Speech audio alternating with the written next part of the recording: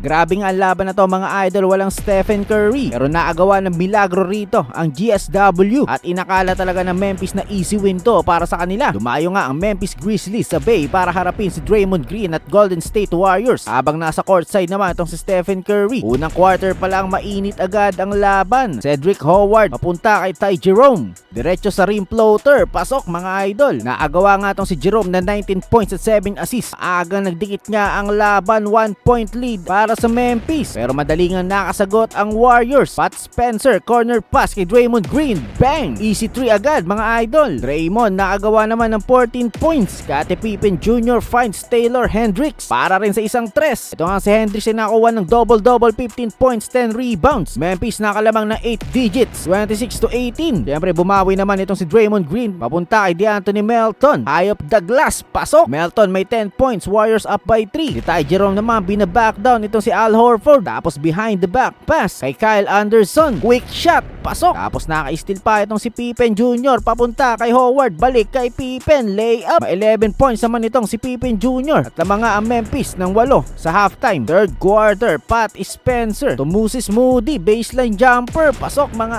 idol. Nabawasan nga ng 7 puntos ang kalamangan ng Memphis. Samantalang kumana naman itong si Al Horford. Nahanap ang kumakat na si Gary Payton. Easy layup mga idol. Nakalapit nga rito ang GSW 81-72. Pero Memphis pa rin ang nangunguna. At kumana naman dito ang Memphis Cam Spencer to Jemina Mashak. Isang tres. Mashak with 17 points. Pat Spencer again. Kumat doon si Brandon Podziemski at nakakuha ng layup. Podziemski with 16 points. Talagang Spencer everywhere na talaga mga idol.